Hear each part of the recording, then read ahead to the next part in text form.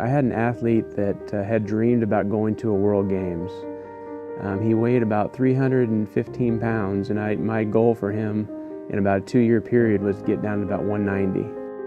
He got down to 186 pounds, and he actually got to go to South Korea. And you're talking about a guy that barely could walk around the block to going to World Games and actually medaling in the 100-meter snowshoe.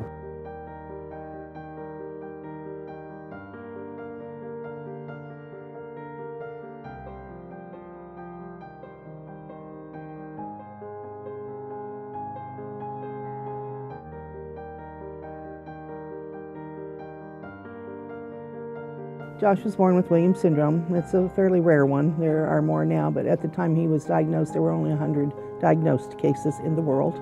He started grade school just fine, had a wonderful teacher, got up to middle school and high school, and of course that's when the evil head of bullying popped up, and very hard. It was a very, very hard time.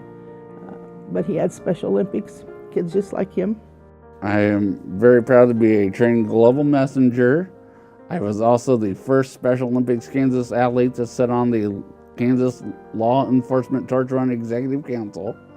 I am also on the Special Olympics Kansas Board of Directors as the athlete representative, and I am also the very first Special Olympics Kansas athlete to be on the Athlete Input Council as the chairperson. So the torch run began in 1981 in Wichita, Kansas at the Wichita Police Department, and there were 6 officers at the time that came to their police chief, Chief Richard Lemunion, and had an idea. They always participated in the summer games down in Wichita, and they thought that it would be neat if they actually ran a torch in to start that summer games. So in 1981, 6 of them ran a little torch. They raised a few $100 and opened the summer games, and from there it's just grown exponentially. Back in 2015, we tried to come up with some ideas on how we can incorporate the athletes more, even on our council. And so we came up with the idea of having an athlete ambassador, and we had nominations, and we held an election, and our first athlete ambassador was Josh Alters. They are global messengers around the state when we have events, when we go to talk to legislators. They have a vote just like the rest of the council does. It helps us to get the athletes' perspective when we're talking about a new event or maybe doing a run in a community. They help us to get more athletes there, and they help us to understand from the athletes' perspective on how an event might impact them, or how we might be able to include athletes more in the events that we do. Get to have a lot of fun with everybody and meet lots of new people. I bet still about once a week or once a month I get someone that asks, when is the Special Olympics in Kansas?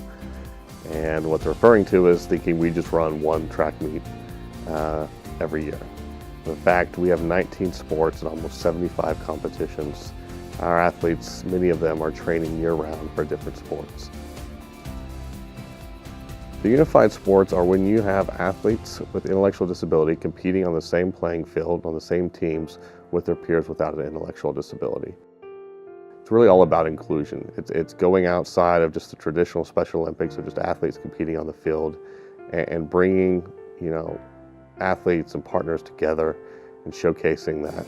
Unified Sports is a very unique program, and it's been wonderful for our school district and Ariana and all the partners that are involved in it. But with them actually being together and involved in the sports together, it's made a huge impact for the athletes and for the peers too.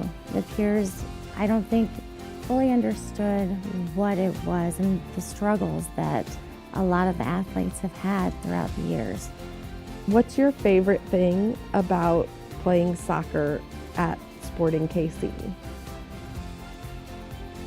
I like to do all the games. Okay. Do you have a favorite Sporting KC player? Graham Zusi. Graham Zusi. Did you get to meet him? Yeah. How was that? Good. We're in 35 schools across Kansas, and we plan to be in 70 schools in the next 3 years. Truly, Unified Champion Schools is a great program that helps athletes with and without disabilities to get along in schools. It really teaches inclusion, and it really becomes something that, it takes away bullying in the schools. Our athletes have friends, they have confidants. It truly is a program that it is life-changing once you get to see it.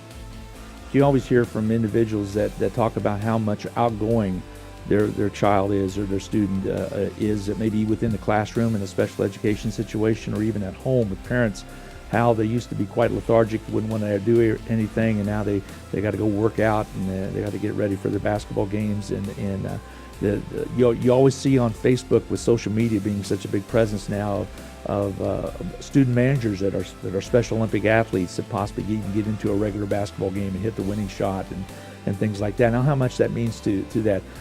As a parent, I know how much that meant to my child, and also in turn now as a grandparent, I know how much that means to have that success and how much self-confidence it gives you. Just think how much it gives an athlete, especially a special needs athlete.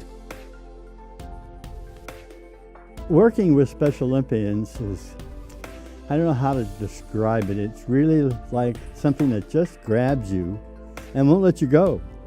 Really, the sense of taking individuals with intellectual disabilities that don't have the full capacity or capability to do some of the things that we normally can do, and having them learn something that they can conquer and they can succeed in, you get paid multi-times over by just the smile on their face when they're successful.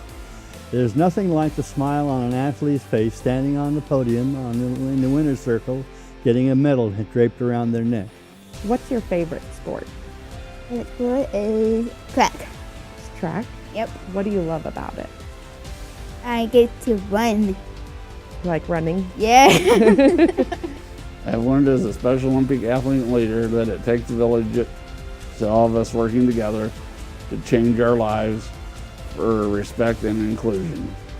Let me win, but let me be brave and attempt.